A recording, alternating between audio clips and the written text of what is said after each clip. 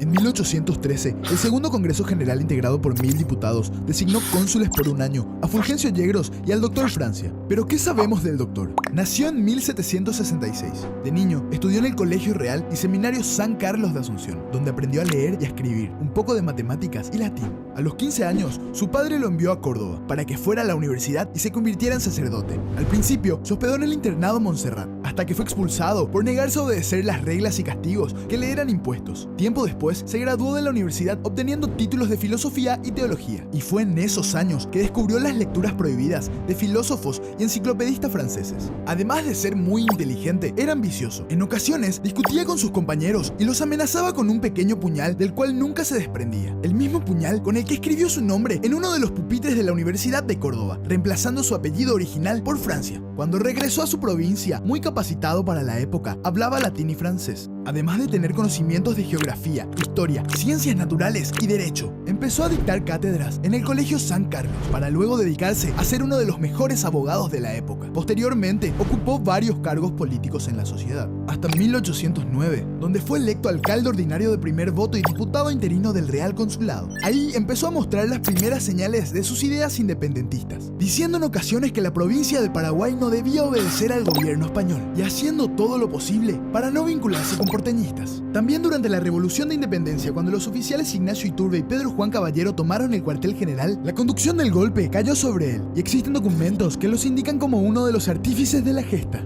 Ahora que sabemos más sobre el cónsul Francia, veamos qué pasó con él. El primer año del consulado pasó sin mayores problemas, y a pesar de que no existían diferencias entre ambos cónsules, en los últimos meses, Francia asumió el poder casi por completo. Al cumplirse el plazo, el 3 de octubre de 1814, Asunción se llenó de rumores y vio llegar a más de 1000 diputados para un nuevo Congreso General. En su discurso de inauguración, el doctor propuso la formación de un gobierno personal, alegando una mejor defensa de la independencia nacional. La idea inmediatamente obtuvo detractores. Algunos preferían la continuidad del consulado y otros propusieron a Yegros para asumir el poder. Pero fue Mariano Molas, el mismo que en 1811 propuso la creación de una junta gubernativa, el que esta vez propuso al doctor Francia como dictador. La discusión fue larga, pero cuando las tropas que obedecían al doctor se desplegaron de manera sospechosa, con el pretexto de rendir honores y con la mayoría de los votos campesinos a su favor, fue nombrado dictador supremo de la República por un periodo de 5 años, siendo autorizado a constituir el Tribunal Supremo y ser juez mientras dure su mandato.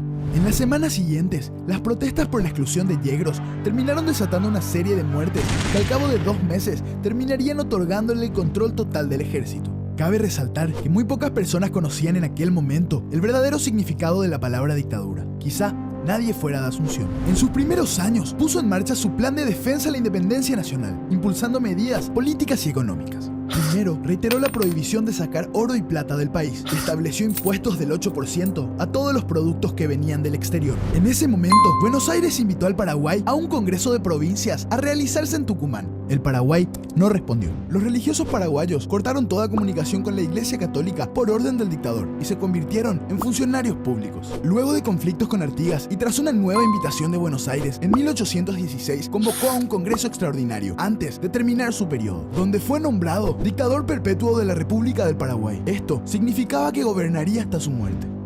Mariano Molas, quien lo había propuesto como dictador hacía solo 2 años, se opuso rotundamente a la dictadura perpetua, por lo que el Caraiguazú, como ya conocían al doctor en esos años, ordenó su inmediata prisión. El objetivo del Supremo era muy claro: preservar la independencia ante cualquier amenaza. Porteñistas, rioplatenses, orientales, portugueses del Brasil y españolistas intentaron presionar al país aislándolo, pero la respuesta del dictador fue cerrar los puertos y fronteras.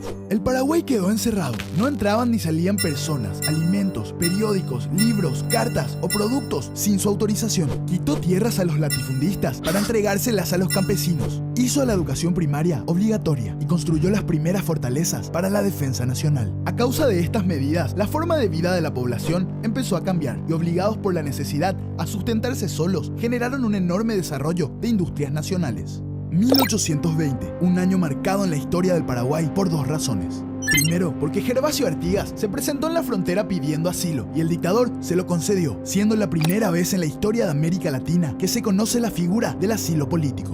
Y segundo, conspiraciones para acabar con la vida de Francia, lideradas por sus ex compañeros independentistas cansados de su régimen y vinculados a rioplatenses, fueron descubiertas. terminando después de un año de interrogatorios y torturas en el suicidio del prócer Pedro Juan Caballero en prisión y el fusilamiento del libertario Fulgencio Yegros y otros condenados bajo un naranjo en las afueras del Cabildo. Ignacio Iturbe, por su parte, fue prisionero por 15 años hasta que fue fusilado por orden del Supremo en 1837. En sus últimos años, se dedicó a fortalecer las estancias de la patria, antiguas tierras de españoles, ahora propiedad del Estado, en las que se desarrollaba la ganadería para el beneficio de las familias más necesitadas. Creó más de 2.000 cargos públicos y se obsesionó con la protección de los bienes del Estado. El 24 de agosto de 1840 decidió no respetar un reposo médico y salió a realizar su cabalgata habitual. Pero ese día fue diferente. No vestía su clásica capa negra, tenía puesto un poncho rojo. Esa noche se registró un incendio en la casa de gobierno, el cual hizo sospechar a algunos que el doctor quemó documentos que podrían incriminarlo en el futuro, pero no pasaron de ser rumores. Después de esa noche, dejaría de atender asuntos de gobierno ya afectado por su enfermedad. Pasó sus últimas horas en compañía de su médico Estigarribia, su secretario Policarpo Patiño y 2 supuestas hijas a las que heredó sus bienes, pero nunca reconoció. Falleció el 20 de septiembre de 1840, luego de haber hecho posible la consolidación de la independencia paraguaya,